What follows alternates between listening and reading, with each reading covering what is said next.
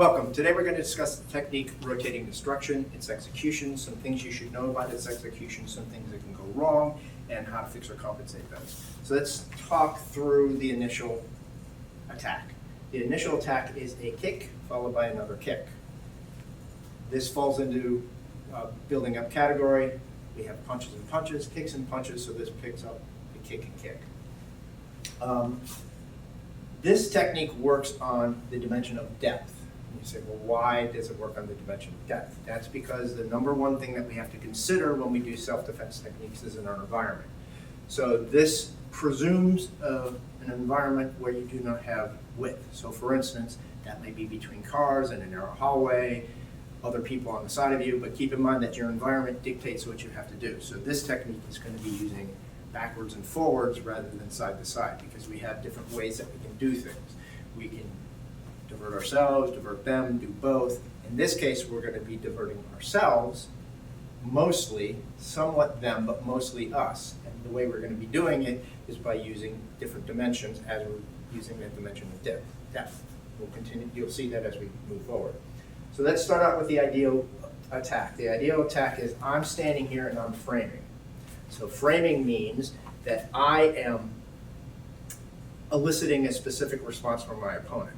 In this case, what I'm doing is I'm exposing a very specific part of my body that I want them to kick to. So if you notice, my right hand is down here, which prevents right side. My left hand is not like this to give them the top. It's slightly covering my face, and I'm looking through my fingers, which leaves this low part. Because keep in mind, what I want to do is try and make them do what we want, because we can't use our environment very well because it's limited. So what I want to do is I want to frame and force that person to do what I want them to do. In this case, I want them to kick. So as you can see, I can't move. So what I'm going to do, move side to side. So what I want to do is move back and forth. So what I want to do is I've exposed this part of my body. By doing a rotation, if you notice, I close that part of the body, and now I can pick up what I want to do with the right hand, which is what's going to go on here. So keep that in mind. So what I'm going to do is I'm going to use the depth, close off that line, begin to do this parry similar to what we do in intellectual departure, but then I'm going to take it and I'm going to move it off to the side. So I've moved myself depth-wise, I've moved them width-wise. Okay, so keep that in mind. So as that kick comes in, I do this, throw them over. Now, we've started an orbit potentially that can reorbit back to us. I have my hand high when I throw this, so I can pick up the high part of this. They, instead of taking advantage of the high reorbiting, they're going to take advantage of the low reorbiting. So again, I have to take advantage of my depth because I can't go side to side, because they're going to start throwing their kick. So what I need to do is smother it and drop into this twist stance. Okay? So use gravitational marriage in your favor. Don't just use the depth and try and stand up here where it's fairly unstable. What you want to do is do that rear crossover and smother this down so that you're in a nice, stable position. Okay? Keep in mind, twist stances are not the best stance for stability, but that's what we got available to us, so that's what we're going to do. But we're also doing a strategy here, and I'll get into that in just a second. So what I've done is I've done rotation to close this off, thrown him over. Now I'm doing depth. But what I've done is created rotation without doing any rotation. By being in the twist stance, I can then unrotate into a neutral bow. So I'm going to take advantage of that, unrotate, and then kick them. So I'm going to use that unrotation to aid my roundhouse kick. Why am I kicking them in the groin? Well, we have a general rule in Kenpo that says, always kick a standing man below the waist. Try not to kick him above the waist. But like any rule, there are exceptions. So if you notice what happened, he bent over. So from this point, I could gauge what I'm going to be doing, kicking him in the face. I am not going to be doing that in this technique. I'm going to divert that to the chest, just so it's a safe situation. I don't want to accidentally hit this person in the face.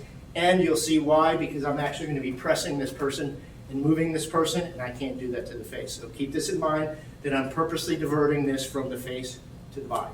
Okay? So I'm here into this twist stance. I unrotated, hit that groin. Now, what do I do with this foot? What I want to do is I want to set up a hook kick. So once I do the kick, what I want to do is gauge wherever I think I need to be. In this case, I probably want to be on the outside here, so I can turn and rotate to face this person. then I want to do this hook kick. Keep in mind, hook kicks are not done using the knee. That's only part of it. What we want to do is think of this as like a roundhouse punch that turns into a straight punch. So if I'm going to be punching this person, what I want to do is I want to hit this person and press them. Notice the direction.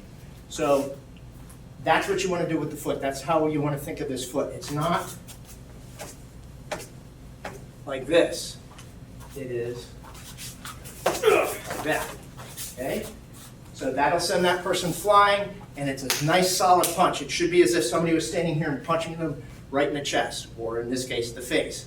Now you can see why I've diverted it from the face to the body. So now we've got them backed up. Let's finish this technique up.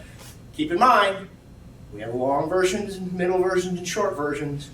This is the long version. You could easily leave this piece out. You'd be perfectly fine with the technique being as it is, but it picks up a concept of exaggerating floats. So what that means is I need to cover a long distance.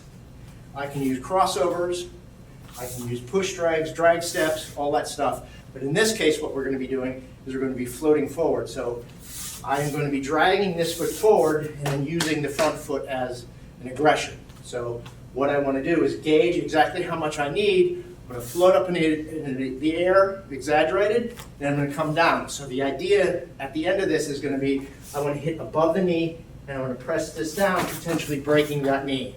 He's not going to do that. He's going to turn his knee so that I don't hyperextend the knee accidentally, even though I probably won't be touching him. So if you see him turn his knee, that's why, because we don't want to accidentally hyperextend the knee, same thing as the face. So what's going to happen here is I'm going to float, and I'm going to drop down on that knee. So this is basically a side kick going down. You can match this up with reversing mace, where we're coming down. In this case, we're coming down this way, right onto the knee. Okay? So let me demonstrate that. So what we're going to do is slide the leg up. We're basically going to lift off the ground a little bit and take advantage of the drop with the side kick. So it's this way. Potentially a back knuckle if you want that also, if he's still there for that. Should be, because we're sending him down more than back. You can throw that back knuckle, cross out the cover. Okay. That's pretty much the technique. Like I said, this is the long version. You can shorten this technique up in many ways, but we're going to demonstrate the long version since that's the ideal phase. So let's go through this one more time, slightly faster, so you can see all the ideas. So again, we're in an environment where we can't move side to side, so we're going to be using depth. We rotate and use depth to begin with for that kick. Catch it, throw it over. We then have set up a rotation where we can take care of the top, but we can't take care of the bottom. So again, we use depth and rotate, and no rotation, but we're setting up rotation as we do the smothering downward block.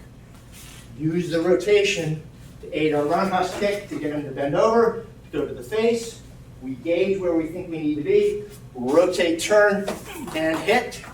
Cross out, gauge where we need to be. He's far now, so I may have to actually extend this even further rather than coming up to the foot, cross over, and then do the kick. Back knuckle fits there. Cross out and cover. Okay, one more time, slightly faster, just so you can see how it's executed.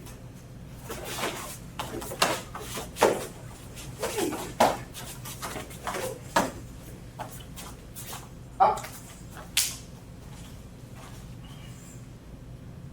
Hope this video helps you. Thank you very much.